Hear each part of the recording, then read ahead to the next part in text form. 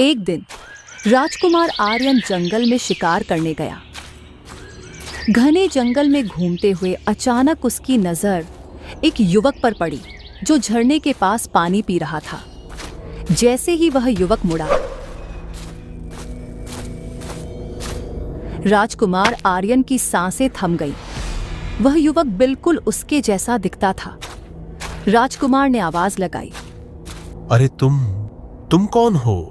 युवक ने घूमकर देखा और वह भी चौंक गया। यह कैसे संभव है? मैं तो एक साधारण लकड़हारा हूँ, लेकिन तुम तो मेरे जैसे दिखते हो। मेरा नाम आर्यन है। मैं धरतीपुर का राजकुमार हूँ। तुम्हारा नाम क्या है? लकड़हारे ने जवाब दिया, मेरा नाम सुरेश है। मैं इसी जंगल के पास के गांव में रहता हूँ। मेरे माता पिता ने बताया था कि मैं एक अनाथ बच्चा था जिसे उन्होंने पाला। राजकुमार आर्यन को लगा कि इसमें कोई रहस्य छुपा है। उसने सोचा, क्या यह संभव है कि सुरेश मेरा जुड़वा भाई हो? तभी अचानक जंगल में कुछ सैनिकों की आवाजें सुनाई दी। राजकुमार आर्यन, आप कहाँ हैं? सुरेश ने डरते हुए कहा। ये कौन है? राजकुमार ने जवाब दिया, मेरे सैनिक हैं। चलो तुम भी मेरे साथ महल चलो, हम इस रहस्य का पता लगाएंगे। सुरेश ने हिचकिचाते हुए कहा, लेकिन मैं एक गरीब लकड़हारा हूँ, महल में मेरा क्या काम? राजकुमार ने मुस्कुराते हुए कहा, तुम मेरे हमशक्ल हो। ये कोई संयोग नहीं हो सकता। हमें सच जानना चाहिए। राजकुमार आर्यन और सुरेश महल की ओर चल पड़े।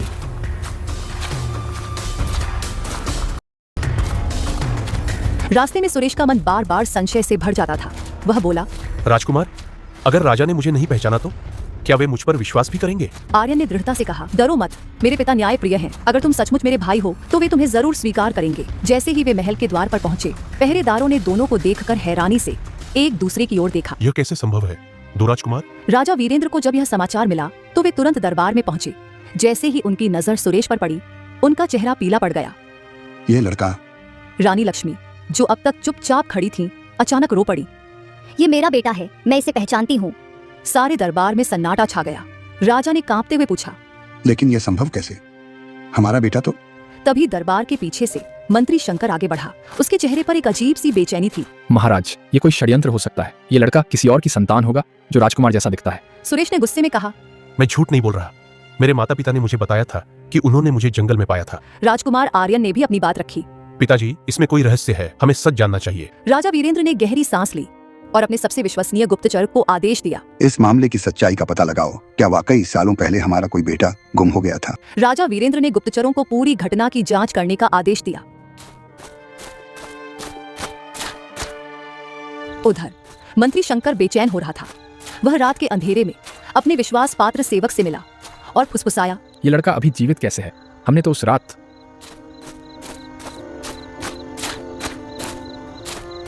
इधर महल के पुराने रिकॉर्ड खंगाले जा रहे थे।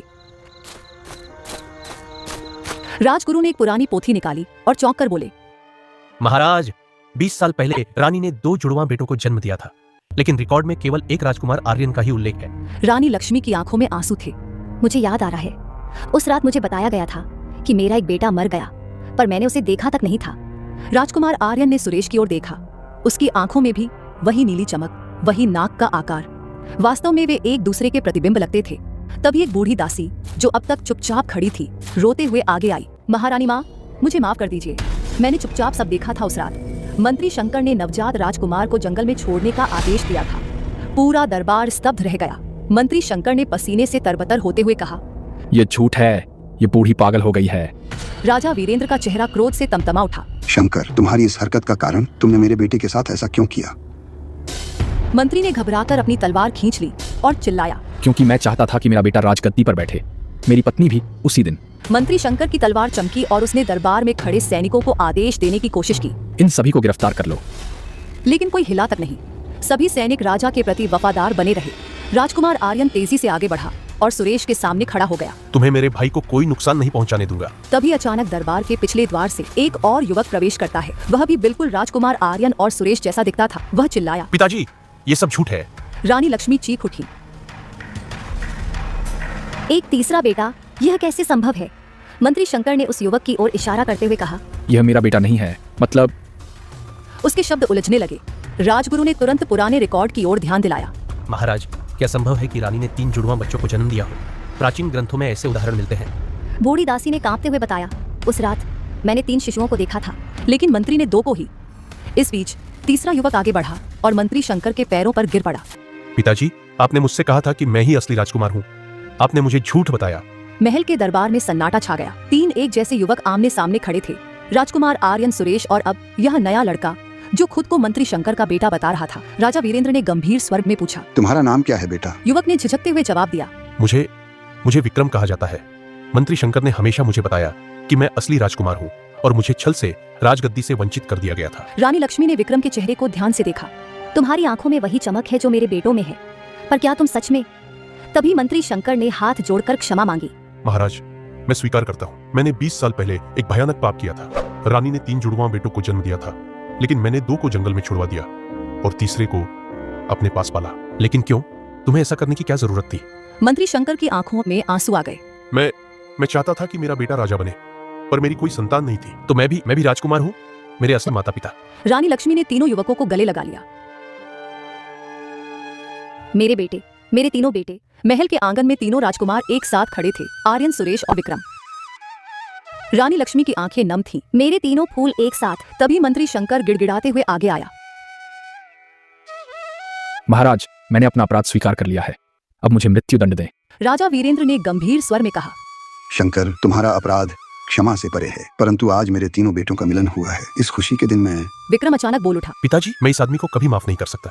उसने न सिर्फ हम तीनों को अलग किया, बल्कि मुझे झूठ का जीवन जीने पर मजबूर किया। भाई, क्रोध सही नहीं।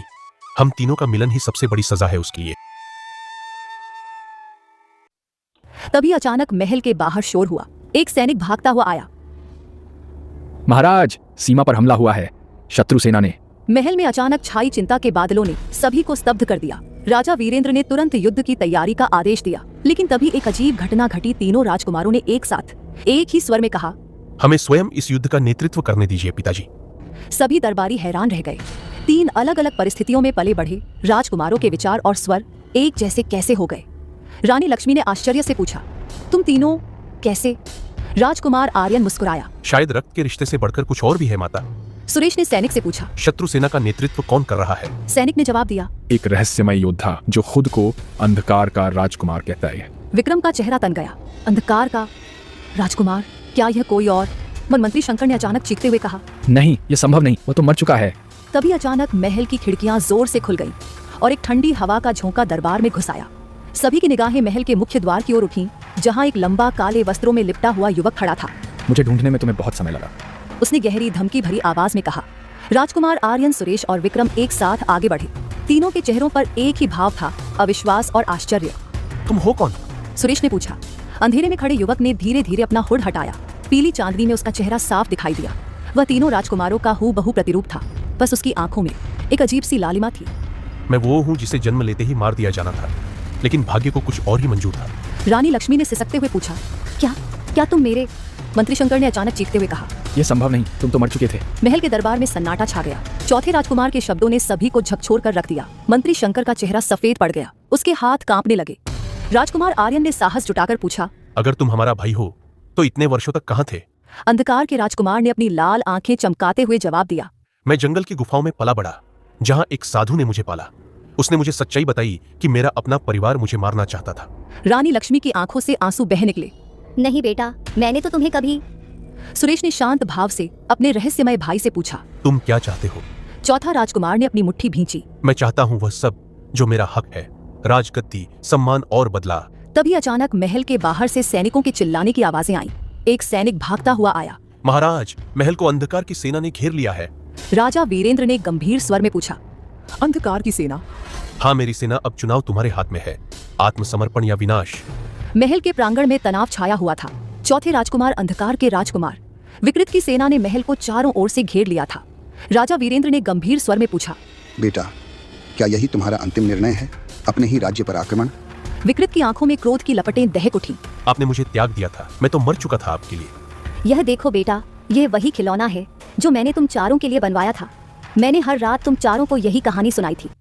मंत्री शंकर ने घुटनों के बल गिरते हुए कबूल किया। महारानी सही कह रही हैं। मैंने ही उस रात चौथे राजकुमार को ले जाकर जंगल में छोड़ दिया था। ज्योतिषियों की भविष्यवाणी के डर से, लेकिन मैंने उसे मारा नहीं। मैं ऐसा पाप नहीं कर पाया। तीनों राजकुमारों ने एक साथ कदम बढ़ाया। आर्यन बोला। भाई, हम तुम्हारे बिना अधूरे थे। सुरेश ने कहा। तुम्हारा स्थान हमेशा से हमारे बीच था। विक्रम ने अपनी तलवार फेंक दी। हम तुम्हारे खिलाफ नहीं लड़ेंगे। उसके हाथ कांपने लगे, उसकी आंखों से आंसू बह निकले। पर मैंने तो इतना बुरा। रानी ने उसे गले लगा लिया। तुम हमारे बेटे हो, घर आ जाओ। अगले दिनों में चारों भाइयों ने मिलकर राज्य का पुनर्निर्माण किया। धरतीपुर में एक नया युग आया जहां चारों भाई अपनी अपनी विशेषताओं के साथ राज्य चलाने लगे। इतिहास में स्वर्णिम अक्षरों में लिखी गई, जहां प्रेम ने अंधकार पर विजय पाई और भाईचारा